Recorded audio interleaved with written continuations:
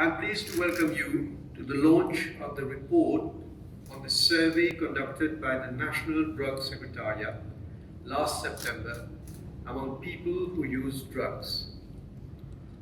The findings of the survey will certainly provide policymakers, program managers, and practitioners with information that will improve our understanding of the causes of drug abuse. Such knowledge will help us to delay or prevent initiation of substance use and reduce harms related to drugs. I must say it is very unfortunate that Mauritius faced the drug scourge for a long time when traffickers were tolerated, to say the least. They enriched themselves at the cost of human lives because of weak policies, lenient monitoring, and I must also say that because some people in authority turned a blind eye on their business. We as government set out a series of policies and actions to stall the proliferation of drugs, one of them being the setting up of a commission of inquiry on drug trafficking in September 2015. The commission published its report in 2018, and most of its recommendations addressing institutional and legislative policies and operational issues have been implemented as of now. With the assistance of the United Nations Office on Drug and Crime, we developed National Drug Control Master Plan 2019-2023 so as to monitor drug abuse and drug trafficking in the country, and also to provide evidence-based information for an appropriate response to the drug problem. This master plan demonstrates our firm commitment to address drug control efficiently and in a balanced manner.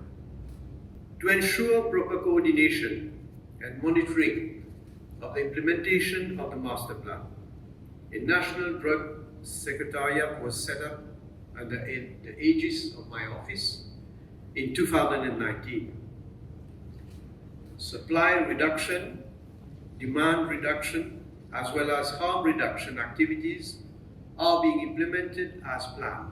I am also chairing High-Level Drugs and HIV Council since January 2019 to oversee and lead our national response to the drug issue.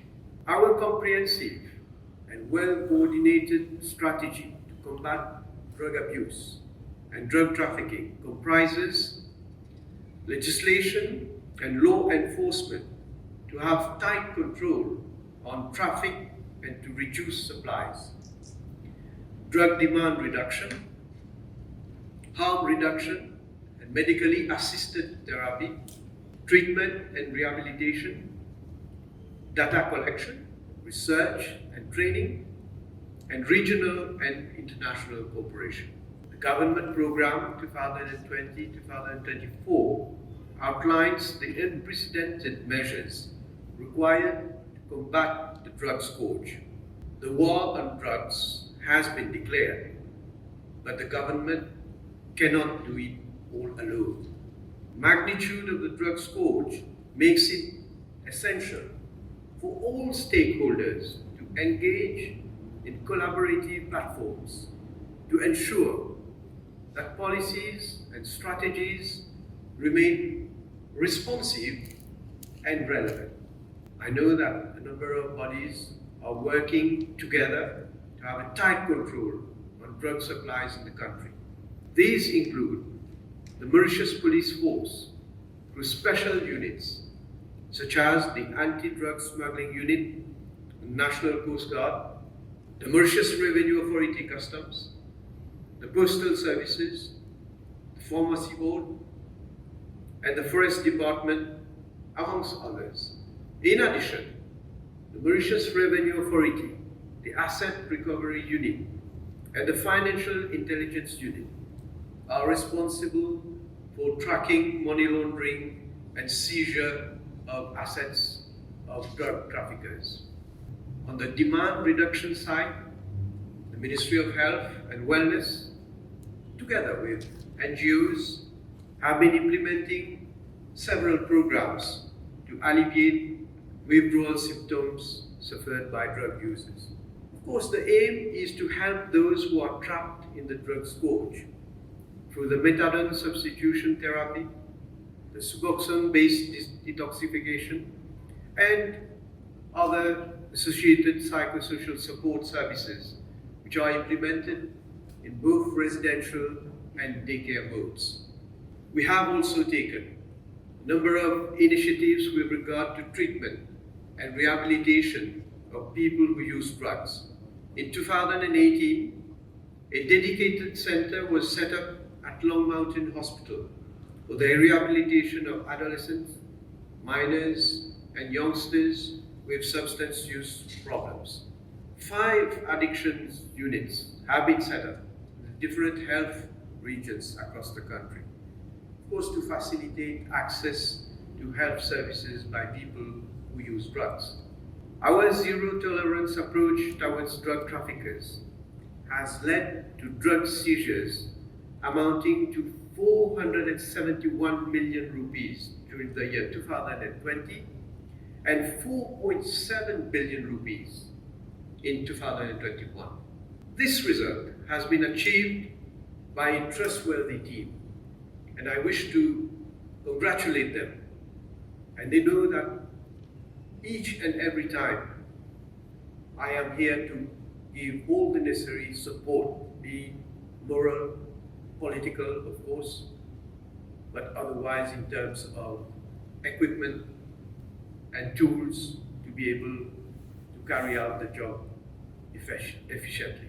I wish to again express my appreciation for a number of officers whose dedication to the work and the responsibility that has been given to them. Mauritius is fully committed to the different international conventions of the United Nations that govern the control of narcotic drugs and psychotropic substances. And in response to resolution of the Commission on Narcotic Drugs, the UNODC and the World Health Organization launched an initiative to enhance the knowledge, understanding, scope, and potential for alternative measures to conviction or punishment. This initiative explores options to divert people with drug use disorders from the criminal justice system to treatment. Consequently, we are presently in the process of setting up a drug offenders administrative panel in Mauritius. This initiative, based on a human rights approach, will bring a paradigm shift in the way we deal with people having substance use disorders. It will facilitate the diversion of people who use drugs from the criminal justice system towards treatment and rehabilitation services. It has often been highlighted that there is a dearth of evidence-based data in Mauritius on the issue of drug use, although we do have some data on people who inject drugs. With the findings of the present survey, evidence-based information and statistically sound data will be available to shed light on the changing patterns of drug use and set the base for stronger monitoring of our programs and policies. Here, I would like to thank the UN Resident Coordinator, Her Excellency Mrs. Christine Hubertoni, as well as the WHO country representative, Dr. Laurent Usango, for their unflinching support throughout the survey operation. We are thankful to Dr. Lisa Johnston, an international consultant for providing technical assistance. I also extend my gratitude to all the stakeholders, NGOs, and institutions who have also offered their collaboration. I hope the findings of the survey will guide us to be even more efficient and effective in our crusade against drugs. The outrage against drugs unites us. It brings us together as one nation and reinforces our determination not to tolerate trafficking by anyone, anytime, at any place. Together, I am sure we will win this battle. On this note, I wish all participants a fruitful deliberation during the workshop, which I am told is going to be held later on. Thank you.